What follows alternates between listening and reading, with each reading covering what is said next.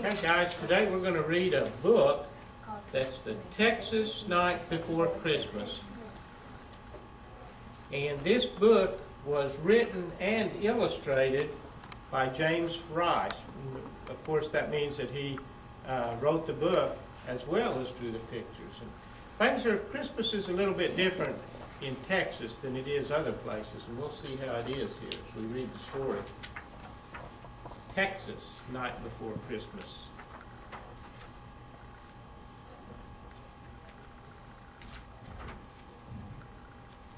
'Twas the night before Christmas in the cold wintry fog. Nary a critter was moving, nor a lone prairie dog. Then from out of the north the breeze gave a stir, an icy cold blast swirled the fog in a blur. A blue Texas norther rolled over the plains. The cold fairly whistled through the loose winter panes. I poked at the fireplace to stir up a flame. The embers glowed redder, but the cold stayed the same. Ma fixed up our dinner to be ready next day, and thought about Christmas a few hours away. Our stuffed boots were assembled on the floor, pair by pair, where Santy would find them, for he soon would be there. The young'uns were bundled, down snug in their covers. A sprout of a girl and her two older brothers. So me and my long johns and Ma in her gown warmed up by the fire before we laid ourselves down. Then from out on the range there came such a ruckus, I ran to the window to see what the fuss was. Through the blue winter blizzard, a scene came to sight. I squinted to see, for there weren't much light. There, stomping and snorting and pawing the ground, were 8 scroungy longhorns stampeding around. In front of a wagon, full as could be, with boxes and bundles as high as a tree. Then a beller and yell soon set them all straight, from a fat little old ramrod who put fear in the 8. Well, they weren't really scared.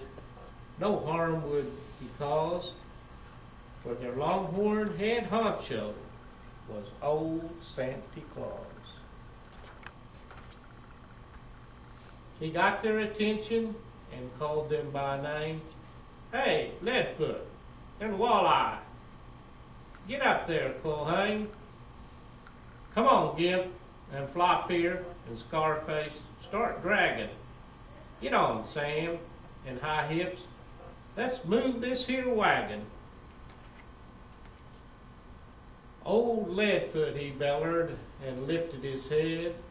Then straight on they trampled through Ma's flower bed. They laid the gate flat, and the clothesline went too. Nothing stood in their way as they flat-footed through. Santy pulled them up short on top of the roof, after wrecking the porch with them clodhopper hoofs.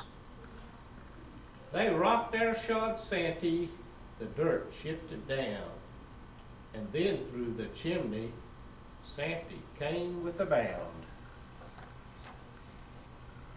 He was dressed in all rawhide with a Stetson on top. His big Texas boots hit the floor with a flop. He shook his great belly and stomped with each foot, which knocked off a shower of mud and ash and soot. His eyes were both squinty, and his skin was like leather from too much exposure to the raw Texas weather. He looked tough as a horseshoe, but I felt no alarm, 'cause a wink of his eye showed me it'd do me no harm. A feed bag of toys he flung from his back, with nary a word he opened the sack. He filled all the boots and piled them up high, then looked out the window and up at the sky. The cold Texas norther still whistled and blew, but more young'uns was waiting, his work wasn't through. It was hard to just leave and walk through the door, to face all them longhorns and the cold as before. He drank some hot mud and hunched close to the heat, to soak up the warmth and thaw his cold feet.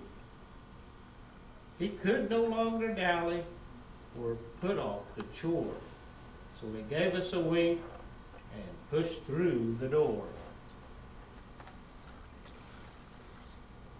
He prodded the longhorns to get on the go, and the wagon took off through the fog and the snow.